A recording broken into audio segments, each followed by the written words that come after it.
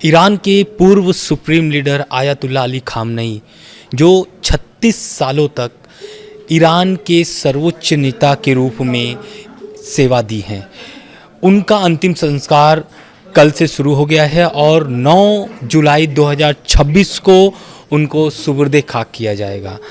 लेकिन सबसे बड़ा सवाल ये है कि आयतुल्ला अली खामनेई जो थे सुप्रीम लीडर, उनकी अंतिम इच्छा क्या थी, उनकी आखिरी इच्छा क्या थी जो अब ईरान उसे पूरा करने जा रहा है।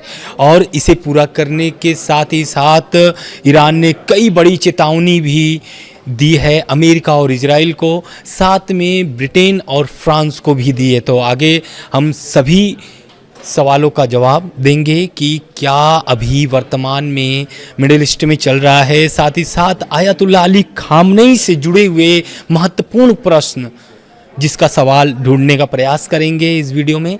नमस्कार, आप देख रहे हैं दुनिया दरबार। तो आयतुल्ला अली खामनेई का जो आखिरी इच्छा था वो यही था कि वो इमाम रजा की दरगाह के पास उन्हें दफनाया जाए। तो उनकी जो आखिरी इच्छा थी उसे अब ईरानी मीडिया की रिपोर्ट्स के मुताबिक supreme leader ayatollah Ali Khamenei की आखिरी इच्छा को ईरान पूरा करने जा रहा है और अब वो इमाम रजा की दरगाह पे उन्हें दफनाया जाएगा 9 जुलाई 2026 को। इस बीच खबर ये भी सामने आ रही है कि ये जो दरगाह है, ये दरगाह कहाँ है, सबसे महत्वपूर्ण बात, क्योंकि ये जो दरगाह है ये पैतृक शहर यानी जो खामनेई साहब के पैतृक शहर है वो दरगाह वहीं पर है। तो 9 जुलाई को उनको सुपुर्द खाक किया जाएगा। इसके साथ ही साथ एक महत्वपूर्ण 3 प्रश्न हैं। पहला प्रश्न ये है कि अंतिम संस्कार में इतनी देरी क्यों हुई खामनेई साहब के। दूसरा कि अंतिम संस्कार जिस तरीके से ईरान कर रहा है 3 से 9 जुलाई यानी कि लगभग 7 से 6-7 दिन की हो रही है।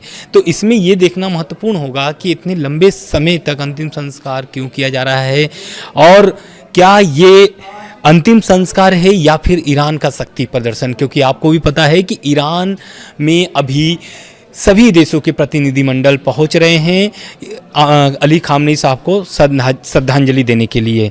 तीसरा प्रश्न ये भी है कि अंतिम संस्कार के लिए मुहर्रम का ही महीना क्यों चुना गया है। तो पहला क्वेश्चन का सवाल यही है कि जो अली खामनेई साहब थे, आपको भी पता है कि इजराइल और अमेरिका के एयर स्ट्राइक में उनकी मौत हो गई थी, फरवरी की माह थी। उस बीच अंतिम संस्कार किया जाना बहुत ही मुश्किल था ईरान के लिए, खास करके क्योंकि अगर अंतिम यात्रा यानी उनकी जो शव यात्रा अगर निकाली जाती तो लाखों की संख्या में लोग उमड़ते और उस बीच बमबारी हो रही थी ईरान पर, इजराइल की तरफ से स्ट्राइक हो रही थी, अमेरिका के जो एयरबेस है वहाँ से स्ट्राइक हो रही थी। तो उस समय मुमकिन नहीं था कि आयतुल्ला अली खामनेई का अंतिम संस्कार किया जाए।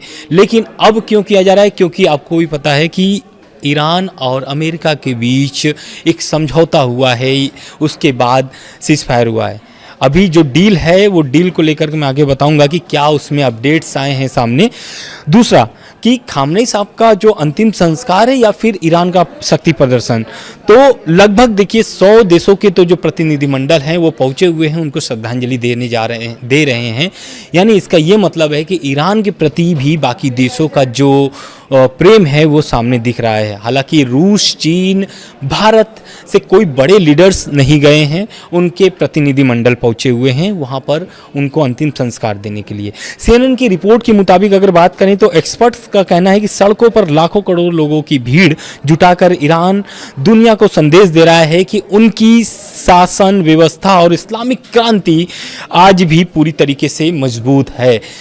इसलिए क्योंकि देखिए ये जो युद्ध शुरू हुआ है इसके पहले यही इजराइल और अमेरिका का दावा था कि वहाँ के जो शासन है उसे सत्ता परिवर्तन जिसे कहते हैं सत्ता परिवर्तन करना चाहता था, लेकिन अब तक कोई सत्ता परिवर्तन नहीं हुआ है। आयतुल्ला अली खामनेई के मौत के बाद अब जो नए सुप्रीम लीडर हैं उनके बेटे मुस्तफा खामनेई हैं। तीसरा सबसे बड़ा प्रश्न जो ये है कि जो अंतिम संस्कार किए जा रहे हैं वो मुहर्रम का ही महीना क्यों चुना गया है।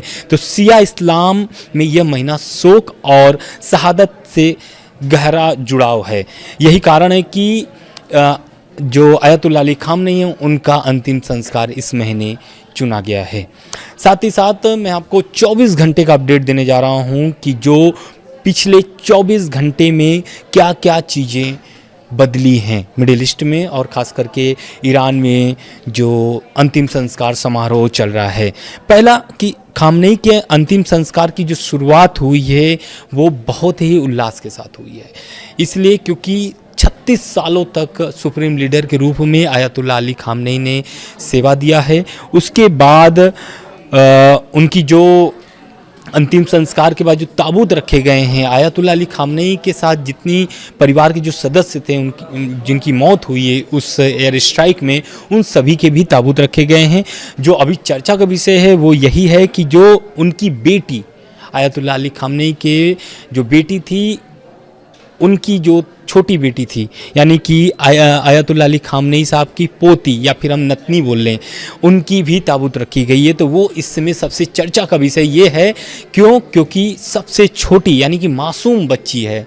यही कारण है कि ईरान के जितने भी बड़े लीडर्स हैं, आयतुल्लाह अली खामनेई को जब श्रद्धांजलि देने जा रहे थे तो उस ताबूत को देख करके भावुक हो गए, चाहे फिर वो अब्बास आरागची हो या फिर मसूद पेजेश्कियान हो।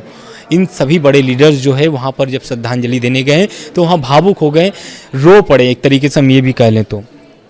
दूसरा, अंतिम संस्कार के लिए तेहरान में कड़ी सुरक्षा दी गई है, क्योंकि ईरान में लगभग तेहरान में बड़े लीडर्स पहुंच रहे हैं सभी देशों के, तो इस कारण से वहाँ पर सड़कें, चौराहे या फिर जो सरकारी इमारतें हैं या फिर बड़ी इमारतें हैं, वहाँ पर भी सुरक्षा का व्यवस्था किया गया है।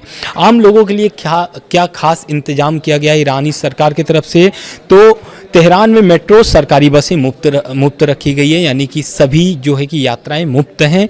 साथ ही साथ होटल किराए में 50% की छूट दी गई है, और स्कूलों और मस्जिदों में ठहरने की व्यवस्था की गई है। दूसरे शहरों से लोगों को लाने के लिए स्पेशल ट्रेन भी चलाई जा रही हैं, यानी कि जो आयतुल्लाह अली खामनेई के अंतिम संस्कार में शामिल होने के लिए पूरी व्यवस्था ईरान की सरकार कर रही है। चौथा, कि खामनेई की अंतिम यात्रा 5 शहरों से गुजरेगी, और ये कौन कौन से शहर हैं? सबसे महत्वपूर्ण ये 5 शहर हैं जहाँ से अली खामनेई साहब का अंतिम संस्कार यानी कि अंतिम यात्रा वहाँ से निकलेगी। तो पहला तो ये तेहरान, दूसरा कोम से इराक के करबला तक, और उसके बाद नजफर से होकर गुजरेगी, और आखिरी जो यात्रा उनकी जो पहुँचेगी वो है मशहद, यानी कि मशहद उनकी वही पैतृक शहर है खामनेई साहब का, जहां पर वो सुपुर्द खाक किए जाएंगे। साथ ही साथ पांचवा जो सबसे महत्वपूर्ण क्वेश्चन ये है कि अंतिम संस्कार के बाद क्या अमेरिका और ईरान का वार्ता फिर से शुरू होगी या नहीं होगी, तो उसको लेकर के भी अपडेट्स सामने आ गए हैं। कतर का बड़ा बयान आया इस मामले को लेकर के, क्योंकि इसके पहले भी आप जान रहे हैं कि दोहा में एक बैठक हुई थी अमेरिका और ईरान की, जिसमें कोई भी समझौते ऐसे नहीं हुए हैं। हालांकि सीज़फायर हुए हैं, लेकिन समझौते के लिए अभी भी कई बैठकें हो सकता है कि हों ईरान और अमेरिका की। इसके पहले भी आप देखे होंगे बहुत सारी बैठकें हुई हैं, लेकिन अभी तक बात कुछ बनी नहीं है। तो ईरान और अमेरिका की वार्ता शुरू हो सकती है 9 जुलाई के बाद। अभी डेट फिक्स नहीं हुआ है, लेकिन कतर ने साफ कर दिया है कि फिर से बैठक शुरू होने वाली है। वहीं सबसे बड़ा ईरान ने एक्शन लिया है आयतुल्लाह अली खामनेई के अंतिम संस्कार के बीच में।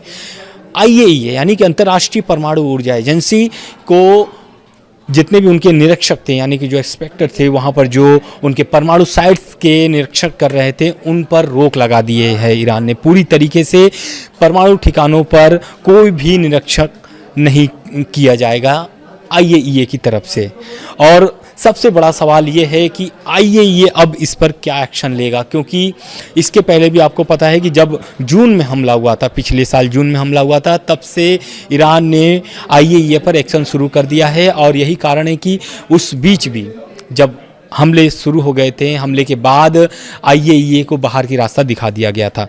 और यही कारण है कि IAEA ने भी बहुत सारे ऐसे दावे कर दिए थे जिसको लेकर के ईरान नाराज़ हो गया था, जिसमें एक बड़ा ये भी दावा था कि जो IAEA के चीफ थे, उन्होंने ये दावा कर दिया था कि ईरान जो है कि बहुत जल्द परमाणु बम बना सकता है।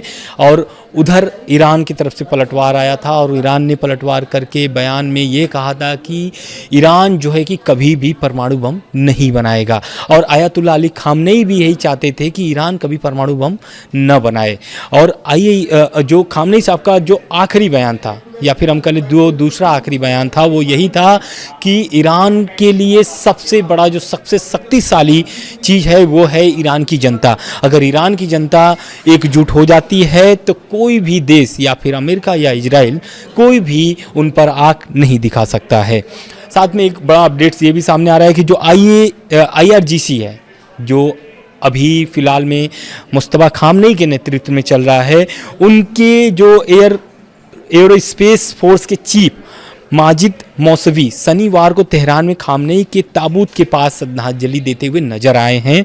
मौसवी लंबे समय के बाद सार्वजनिक रूप से दिखाई दिए हैं, क्योंकि जब से युद्ध चल रहा है तब से वो अंडरग्राउंड थे, लेकिन मुस्तफ़ा अली खामनेई साहब को श्रद्धांजलि देने के लिए वो तेहरान पहुंचे हुए हैं। साथ ही साथ ईरान की खुफिया मंत्रालय ने एक बड़ा बयान दिया है, और बयान यह है कि खामनेई की मौत का बदला लेने का उन्होंने एक तरीके से हम ये कह दें कि धमकी दिया है। और ये धमकी जो है कि ईरान के खुफिया मंत्रालय ने शनिवार को कहा कि अमेरिका इजराइल के हमलों में मारे गए खामनेई और दूसरे लोगों की मौत का बदला लिया जाएगा। मंत्रालय ने कहा है कि हमारे जख्म तब तक नहीं भरेंगे जब तक हत्या के जिम्मेदार लोगों से बदला न लिया जाए। तो ये तो रह गई बात अली खामनेई साहब से जुड़े हुए। उसके बाद एक खबर सामने ये भी आ रही है कि जैसा मैंने आपको स्टार्टिंग में बताया कि ईरान ने अभी अंतिम संस्कार के बीच ब्रिटेन और फ्रांस को भी धमकी दिया है, तो वो है स्ट्रेट ऑफ हॉर्मुज से जुड़ा हुआ मामला। स्ट्रेट ऑफ हॉर्मुज को लेकर के अमेरिका को भी ईरान ने चेतावनी दिया था, यही दिया था कि जिस रास्ते की अनुमति ईरान की तरफ से दी गई है उस रास्ते पर ही उनके जहाज़ गुजरने चाहिए, नहीं तो उस पर बड़ा एक्शन IRGC की तरफ से किया जा सकता है। उसके बाद एक खबर सामने ये भी आ रही है कि ईरान की जो नेताओं की हत्या हुई है उसकी साजिश को लेकर के इजराइल पर बड़ा आरोप लगाया था ईरान ने। उसको लेकर के इजराइल ने एक तरीके से बड़ा बयान दिया है। उनका बयान मैं आपको कोट करके बता दे रहा हूँ।